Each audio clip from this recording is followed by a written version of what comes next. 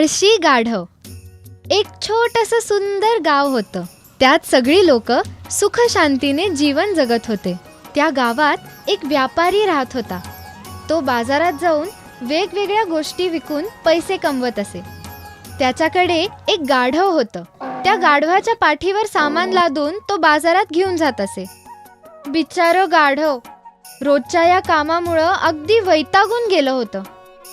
बाजारातून घरी आल्यावर ते खूप दमलेलं असायचं.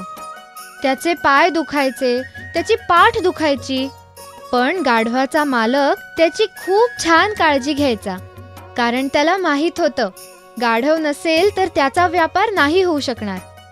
गाढवाचा मालक त्याला पोटभर आणि छान छान खायला घालत असे. चांगलं चांगलं खाऊन गाढव चांगलं धष्टपुष्ट झालं होतं, पण आळशी पण झालं होतं. त्याला काम करायला अजिबात आवडायचं नाही. त्याला फक्त बसणं, खाणं आणि झोपायला आवडायचं. अरे रे, रोज रोज तेच काम. केवढं काम करून घेतो माझ्याकडनं माझा मालक. एक दिवस सुद्धा सुट्टी मिळत नाही मला. मला आराम करायचा आहे. पण गाढवाला हे कळत नव्हतं की त्याने काम केलं नाही तर त्याच्या मालकाचा व्यापार कसा चालणार होता, आणि जर मालकाचा व्यापार नीट चालला नाही तर त्याला पैसे कसे मिळणार, आणि जर त्याला पैसे मिळाले नाहीत तर तो गाढवाला खायला काय घालणार. बाजारात जशी मागणी असेल, व्यापारी रोज नवीन काहीतरी विकायला जायचा. म्हणजे डाळ, मसाले, धान्य आणि भाज्या. त्याच्या बाजाराला जायच्या वाटेत एक नदी होती. व्यापारी त्या गाढवाला काळजीपूर्वक त्या नदीतून घेऊन जात असे. एक दिवस त्या व्यापाराला त्याचा एक मित्र भेटला. मी काय म्हणतो मित्रा, तू नेहमी धान्यच का विकत असतोस? अरे बाजारात मिठाला खूप मागणी आहे, मग तू पण मीठ का नाही विकत? काय सांगतोस? धन्यवाद मित्रा, बरं झालं तू मला हे सांगितलंस. आता मीही बाजारात जाऊन मीठ विकेन. मग त्यांनी विकण्यासाठी मिठाची काही पोती तयार केली. मग एक एक करून ती मिठाची पोती त्या गाढवाच्या पाठीवर ठेवायला सुरुवात केली. मिठाने भरलेली ती पोती इतकी जड होती की गाढव ओरडायला लागलं. त्याचं ओरडणं ऐकून व्यापाऱ्याला कळलं की गाढव एवढं ओझं घेऊन चालूच शकणार नाही. तो म्हणाला, अरे रे, बिच्चारं गाढव, बहुतेक मी त्याच्यावर जास्तच पोती लादली म्हणून ते ओरडतंय. एक काम करतो, एक पोतं कमी करतो.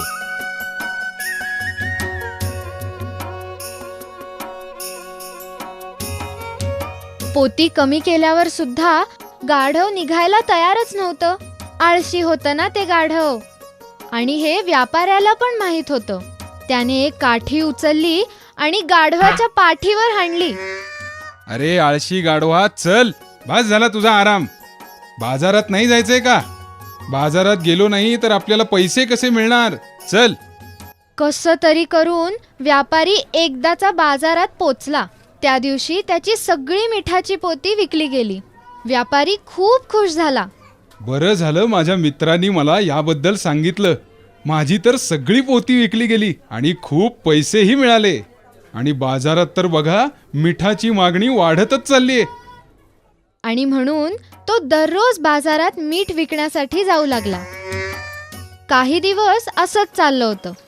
असंच एक दिवशी बाजारात जाता जाता व्यापारी आणि गाढव नदीजवळ आले. तेव्हा त्यांनी पाहिलं, आज नदीच्या पाण्याला खूपच जोर आहे. व्यापारी म्हणाला, अरे बाप रे, आज नदीच्या पाण्याला चांगला जोर आहे असं दिसतंय. आपल्याला खूप सांभाळून जायला लागेल. हा, असं व्हायला नको की आपण दोघंही पाण्यात पडू आणि पोती पाण्यात वाहून जातील. जेव्हा ते नदीच्या मधोमध पोचले तेव्हा गाढवाचा पाय घसरला आणि ते धापकन पाण्यात पडलं. अरे रे, हे काय झालं? माझ्या गाढवाला कुठे लागलं तर नसेल ना? व्यापाऱ्याने खूप कष्ट करून गाढवाला वर ओढलं आणि कसंबसं नदीच्या पलीकडे घेऊन गेला. घाबरलेलं बिचारं गाढव जेव्हा नदीच्या पलीकडे पोचलं तेव्हा त्याला जाणवलं की त्याच्या पाठीवर पोती तर आहेत, पण त्याचं वजन खूप कमी झालंय. त्याने विचार केला, अरे सगळी पोती तर माझ्या पाठीवरच आहेत, पण त्याचं वजन एवढं कमी का वाटतंय? मला असं वाटतंय या नदीच्या पाण्यात काहीतरी जादू आहे. मला आता खूप छान वाटतंय. अरे काही जादू वगैरे नव्हती त्या नदीमध्ये. जेव्हा गाढव पाण्यात पडलं तेव्हा पोत्यांमध्ये जे मीठ होतं ते पाण्यात विरघळून गेलं आणि त्यामुळे पोत्यांचं वजन कमी झालं होतं. पण गाढव तर वेडच होतं, त्याला कुठे हे सगळं कळत होतं. अरे देवा, हे काय झालं? माझं सगळं मीठ पाण्यात वाहून गेलं. आता बाजारात जाऊन विकण्यासारखं काहीच राहिलं नाही. आता बाजारात कशाला जायचं? सरळ घरीच जातो. पण एक बरं आहे, माझ्या गाढवाला काही झालं नाही. अरे वा, पाठीवर कसलंच ओझं नाही. खूप मजा येतेय. आता आम्ही घरी जाऊन मस्त झोपणार आहे. गाढव मनातल्या मनात खूप खुश होतं, कारण आज त्याला काहीच काम नव्हतं. घरी येऊन फक्त खायचं होतं आणि आराम करायचा होता. दुसऱ्या दिवशी व्यापारी आणि गाढव मीठ विकायला बाजाराच्या दिशेने जाऊ लागले. गाढवाने विचार केला, कालचा दिवस तर खूप छान गेला, पण आज परत काम करायला लागतंय. चालता चालता गाढवाच्या मनात एक युक्ती आली. त्याने विचार केला, आजही काम टाळता येईल, कारण त्या नदीत आहे जादू. त्यामुळे मला कामातनं सुट्टी तर मिळेलच. ते दोघं जेव्हा नदीच्या जवळ पोचले, गाढव स्वतःहूनच नदीकडे जायला लागलं. हे बघून व्यापारी ओरडला, अरे थांब थांब, एकटाच कुठे निघालास? घसरून पडशील ना. थांब थांब. पण गाढवानी व्यापाऱ्याचं अजिबात ऐकलं नाही.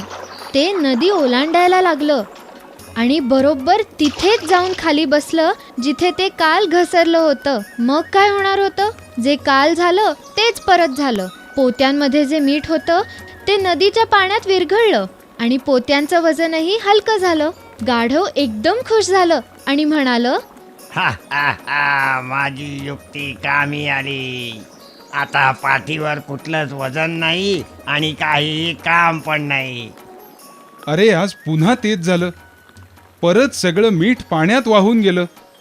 असं तर नसेल की हे गाढव हे सगळं मुद्दाम करतंय? किती आळशी प्राणी आहे हा. मी याची एवढी चांगली देखभाल करतो, याला खायला देतो, याच्यावर एवढं प्रेम करतो, तरीही यांनी माझं नुकसान केलं. जर असं असेल तर याला धडा शिकवायलाच हवा. आज पण व्यापारी आणि गाढव रिकाम्या हाताने घरी परत आले. पण गाढव मात्र खूप खुश होतं, कारण आजही त्याला फक्त खायचं होतं आणि आराम करायचा होता. काम तर काहीच नव्हतं. पण गाढवाला हे माहीतच नव्हतं की उद्या त्याच्यावर कुठलं संकट येणार आहे ते. दुसऱ्या दिवशी पण व्यापाऱ्याने गाढवाच्या पाठीवर 4-5 पोती चढवली आणि दोघेही निघाले बाजाराच्या दिशेने. गाढवाने विचार केला, अरे एवढी पोती माझ्या पाठीवर लादली आहेत, पण वजन तर काहीच जाणवत नाहीये मला. चला चांगलं आहे की. आणि दुसरं म्हणजे मी कुठे बाजारापर्यंत जाणार आहे? हा हा हा. पण व्यापारी मनातल्या मनात हसत होता. जेव्हा ते त्या नदीजवळ पोचले तेव्हा पुन्हा एकदा गाढव स्वतःहूनच नदीकडे गेलं आणि ते पाण्यात जिथे घसरलं होतं तिथे स्वतः जाऊन परत एकदा बसलं आणि उठायचा प्रयत्न करू लागलं. पण ह्यावेळी व्यापाऱ्याने त्याला उठण्यासाठी अजिबात मदत केली नाही. गाढवाला धडा शिकवायचा होता ना. अरे असं कसं झालं? पाण्यात पडल्यावर वजन कमी होतं, पण आज वाढतच चाललंय. व्यापारी खूप हुशार होता. त्याला माहित होतं गाढव पुन्हा एकदा तीच युक्ती वापरणार. त्यामुळे त्याने आज पोत्यांमध्ये मिठाऐवजी भरला होता कापूस. आणि जेव्हा गाढव पाण्यात बसलं, पोत्यात जो कापूस होता त्याने नदीचं पाणी शोषून घेतलं आणि पोती झाली जड. पोत्याचं वजन वाढल्यामुळे गाढव लागलं ओरडायला, बाप रे बाप, अरे हे काय होतंय? माझ्या पाठीवरचं ओझं तर वाढतच चाललंय. माझ्या पाठीतून कळा येत आहेत. हे काय होतंय? अरे मूर्ख गाढवा, तुला काय वाटलं तू मला फसवशील आणि मला कळणार देखील नाही? आता तर तुला ही 8 जड पोती घेऊन बाजारात जावं पण लागेल आणि परत घरी पण यावं लागेल. चल आता गाढवाला कळलं की पाण्यात काही जादू वगैरे नव्हती.